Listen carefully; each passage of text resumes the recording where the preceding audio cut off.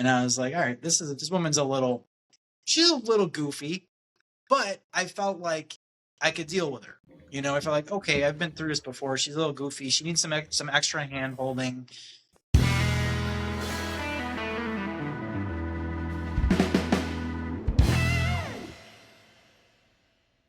What's the situation today, Todd?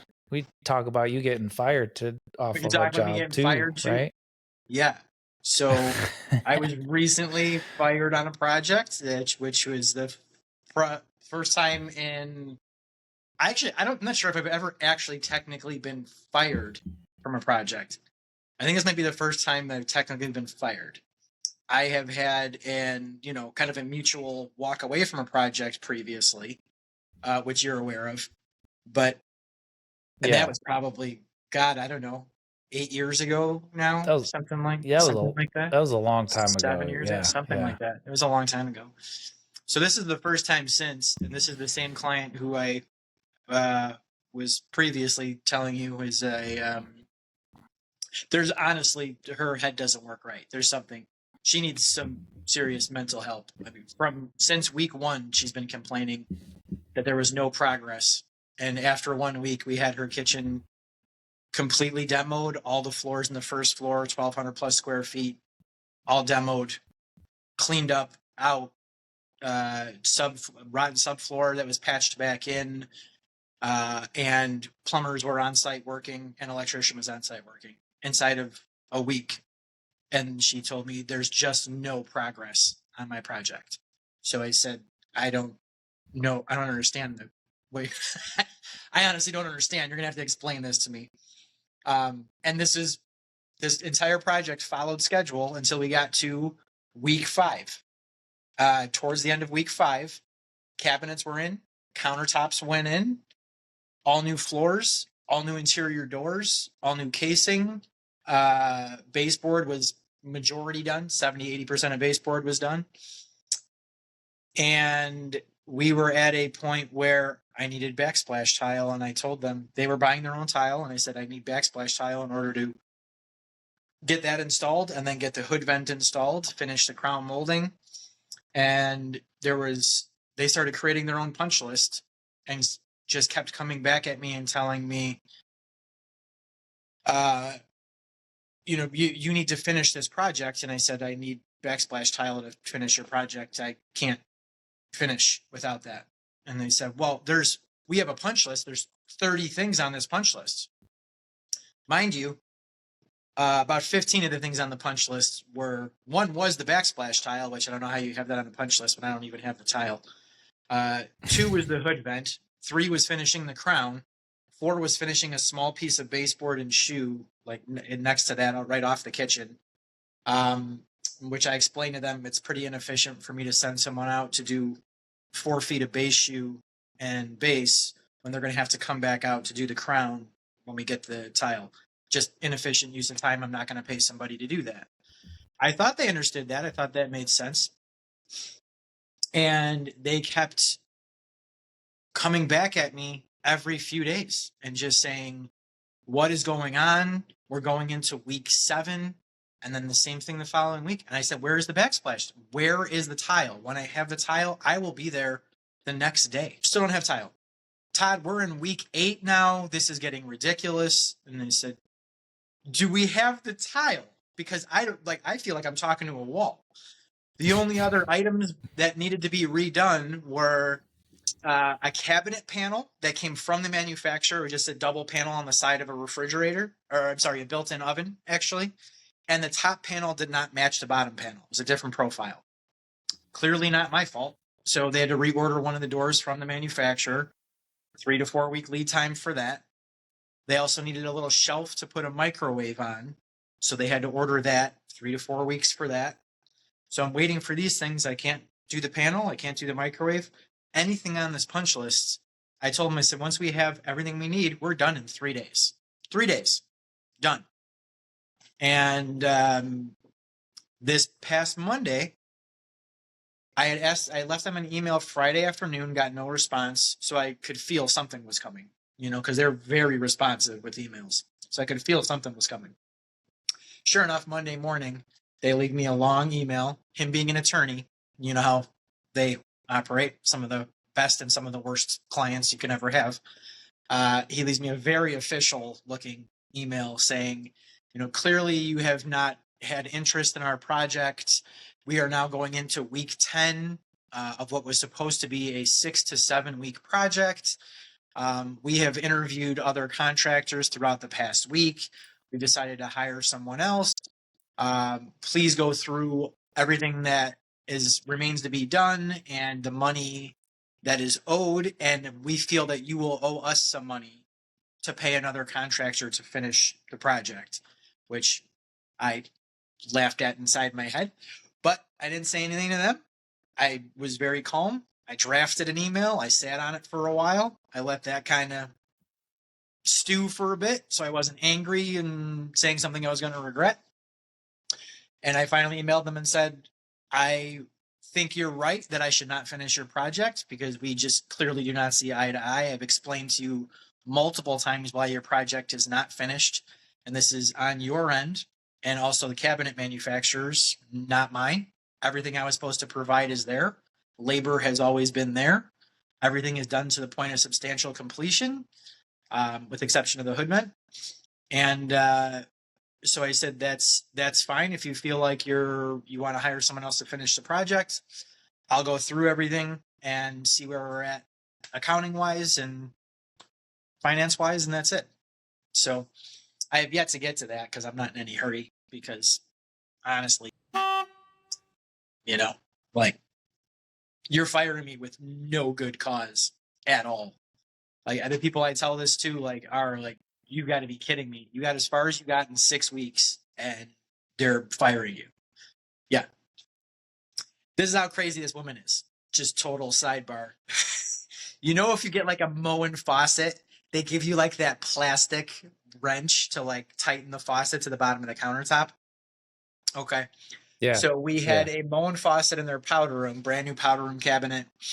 And I had my plumber out there to put the faucet in, connect the drain. And I guess there was a really small leak from the drain, which of course it happens with a client like this that is going to complain about every tiny little thing. And that's the client it happens with, right? So she calls me and says there's, water leaking. And I said, okay, so is there water consistently leaking? And we're talking the water supply line, or are we talking the faucet itself? Are we talking the drain? Can you pinpoint where it's leaking? I said, I'll come out, or I'll get my plumber out as soon as possible. But if it's an emergency, I want to know it's an emergency where you actually have running water that's leaking. She said, no, it looks like it's coming from the drain. So I said, okay. So I called my plumber. I said, can you please get someone out there today to look at this? So they said, of course. She showed them that plastic just to tighten the nut on the bottom of the faucet and said, this is why it's leaking. Your guys didn't install this part. It's a leftover part sitting in the box. This is why my faucet is leaking. And my plumber said, it took every bit of me to not laugh just right in her face and be like, oh my God, are you kidding? Like, where do you think that piece goes? Where does that part go there? It's going to prevent leaking. So this is the level of clients I'm dealing with, right? Which is like, you're that far gone where it's like, I found an extra part in a plumbing box. They didn't install this. That's why it's leaking. She thinks she knows everything. So yeah, it's very interesting because you look at, they claim in their email that they said that they walked through with 3 different contractors over the past week, 3 different painters over the past week, which we were never painting anyway, so I don't understand why it's even relevant to me. They had a painter when we started the project, they claimed, and then their painter wouldn't call them back. It's like, I wonder why your painter wouldn't call you back. I wonder why. So they had claimed that the contractor they are hiring said a lot of this work is not done professionally, is what this person claims. So I said, I would actually love to walk through with your new contractor if that's an option. I would love to walk through with this person and have him point out to me all the unprofessional work that my guys did. because I did the cabinets myself with one of my guys. I know those are spot on, plumb, level, square, everything. The flooring was done fantastic. It's beautiful. The baseboard trim, crown molding is all done. Nice miters. Everything's done properly. Doors are all installed properly. So I would love to see what he says is unprofessional and needs to be redone. You know, they're not going to grant me that, but you know, that's okay. It's okay. No, so, but that could be just him trying to sell himself, so he gets the job. It could be him selling himself. It could also be this customer just completely lying through their teeth and saying, yeah, yeah. So I'm interested. Are you? I mean, I know you said you haven't done the financial stuff on it, but do you think that you're underwater on it, or? No, I think I'm okay. So I was paid to the point of 80% of the project is paid. So that remaining 20% would be, like I said, backsplash tile, finishing under cabinet lights. Like the wiring is all there, but the lights are not installed. I was going to do it at the same time I was doing the hood vent. Just makes sense. You're connecting wires and installing stuff around the backsplash anyway. Yeah. So you don't think that you're at a loss? No. I think by the time I go through everything, I think we'll just part ways. You know, unless they try to trump things up and try and get me to pay that money. They might, but they might. You know, you might also, and I don't think either one of you guys are willing to pay anybody anything. So no, it sounds like to me like hopefully financially you're where you need to be at this point, because it's not like you sending them an invoice is going to do anything. They're not going to pay it. No, maybe this is partly why they started to do what they were doing, was because they just didn't want to pay at the end. Yeah, I agree. Yeah, I agree. Yeah. And him being an attorney, he knows full well if they don't pay me, if I send him an invoice, he knows what that looks like. I've been through that before, unfortunately. You know, he knows it's not worth it because I'm going to pay an attorney much more than I'm even owed. You know, plus he would just countersue me and, you know, drag it out. Right. And he's going to do that for free since he's an attorney. So we'll just part ways and, you know, that'll be the end of it, you know, unless he tries to come after you. Yeah. And try to get you to pay for the other guy to fix everything. Yeah, which I would nightmare. Love. I would nightmare. No, you would not love that, Todd. You would not love that because I would hate it. But there's a part of me there's a small part of me. Yeah. There's a small part of me that just is like, because I know I'm in the right, where it's like I would almost like to go through the whole process just for that self gratification of like, you know, I was right the whole time and you guys went through this whole dog and pony show and this is how it ends up, you know? So there's that part of me, but you're right. No, I don't want to go through that. I have much more important things to do, you know? Right. I have projects with clients who actually appreciate me and, you know, are happy with the work. So. Sure. Yeah. Much better off spending time on them. Yeah. So this is the project you got fired from. So it's the best thing that could happen. Yeah, I think so. Did you even get an answer with the tile? Like, did they order the tile? Were we waiting for the tile? In week 6, she claimed, and I met with her and her husband at their house because they said, you know, when is this going to be done? And I said, we need the tile. And he said, we will have the tile here next week. And I said, okay. So I said, then you're going to have to find something in stock. You know, you can still go to Doll Tile. You can go to, you know, Floor and Decor if you want. You can go, there's Tile Shop. You just ask them for something that's in stock or readily available that you can get here within a few days. There's plenty of options for that, especially with what they were looking at. They're looking at subway tile. Like, you can find that all day. You weren't looking for something ornate. That was week 6. Come week 8, and they said week 8, 9, whatever we're at now, and I emailed them a couple times throughout the past week and a half, and nothing in regards to the tile. Nothing. Not even like, you know, it's here, it's on the way, it's blah, blah, like nothing. So it's like, I think, like you said, I think that was just that was the plan all along, was just, or at least at some point, where she couldn't even look at me anymore. She actually stopped one of my guys from filling nail holes in baseboard because he was using spackle, and she said, Yeah. "Did I tell you that?" Yeah, you did. That's funny. That's insane. You just ended up with clients who they think they know what's better, or they think they know what they're talking about, or they think they watched enough HGTV, or somebody told them something that they're taking for gospel and don't realize there's 101 ways to do it, and none of them are wrong. So yeah, and it just didn't build enough trust in the beginning of the project. I mean, I truly think she needs mental help. I mean, I honestly do.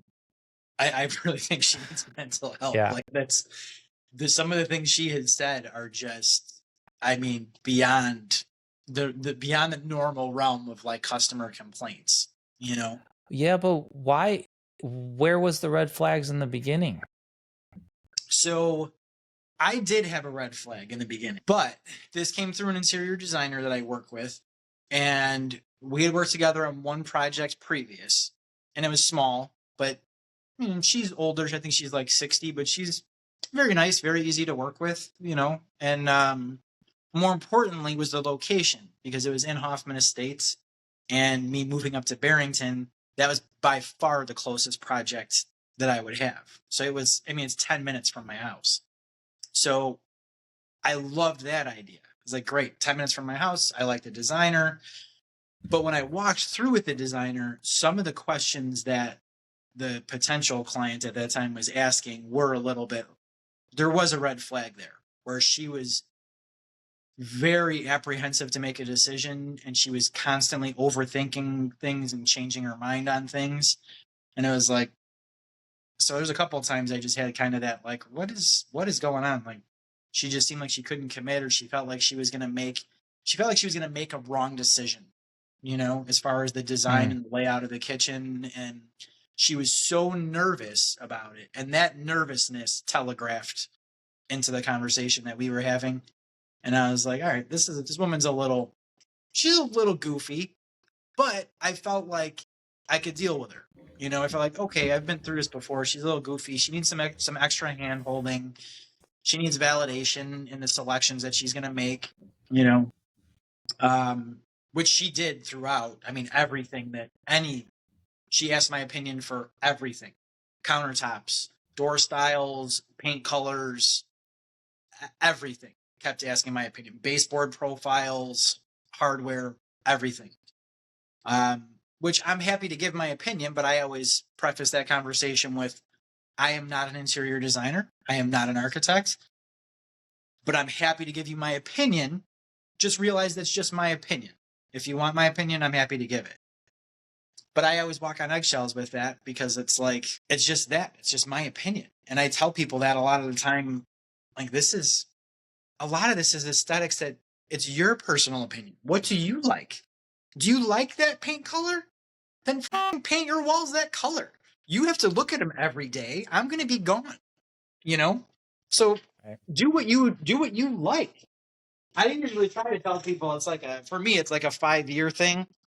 I tell people, if you plan on living here for 5 years or longer, then who cares what the trend is? Who cares what someone else is telling you? Just pick what you like, because at that 5-year point, you've lived there long enough where you've enjoyed whatever it is you picked. At least that's my opinion. I feel like that's a pretty good rule of thumb. You plan on moving in 2 years? Sure. Look at resale value alone, and let that be your leading decision maker. That's right. Well, there was a few red flags, it sounds like, and you... Yeah, there was. I mean, yeah. I kind of sidelined them. Yeah. Yeah. And you did it because it was a close project, and you wanted the project. Yeah. How often do we do that? And it was How also often do bread and we butter. overlook the red flags because of this, that, and another thing? And how many times does it bite us in the butt? Sure. Yeah. You got to pay attention to the gut. It was, you know When what, are we you going to know what it listen? was too, Joe, it was a bread and butter project. You know what I mean? Like I've done that remodel 25 times already. I knew Right. the age of the house, Right. taking soffits out. I knew it was going to be in the soffits. I knew it, like we did an inspection anyway. I put an inspection camera through there and I charged them for that up front separately so we know. But I've done that so many times where it's just like, I know how long this is going to take. I know the ins and outs. You have an early 90s built home. I know how this is built. This is just, it's start to finish. I know that project, and I did. I Yeah, was but spot on. We would have been done in 7 weeks. Done. it doesn't. Yeah, but if it's not But the I right sidelined. client, if it's not the right client, then who cares what the project is? Yeah, true. You know, It's true. The client's more. That's a good question. Is the client more important than the project? is the client more important than the project? Yes. Yeah. Yeah. Yeah, for sure. Yeah. I mean, don't you think so? I don't think I've ever given it that much thought. Like I think I kind of look at it as a tandem, but I think if you're picking one, then yeah, I guess I would have to go with the project is more important, or the client is more important than the project. But sometimes I think that's what it is. Is I put blinders on to the client because I'm looking at the project and saying, this is in my wheelhouse. I already know this is it. So I think I can kind of put blinders on and say the project is perfect for me. You know, we got to Excuse spend a me. little more Yeah. time on the client. We spend a significant amount of time working on whether we're a good fit or not, and none of that has to do with the project. Yeah. Do you give them a psychiatric evaluation? We should. Because that's what I want to do. Right. Yeah. Yeah. To the best of our ability, we do. Yeah. We should be in a position where we can choose our projects, and more importantly, we can choose the people in which we work for those projects.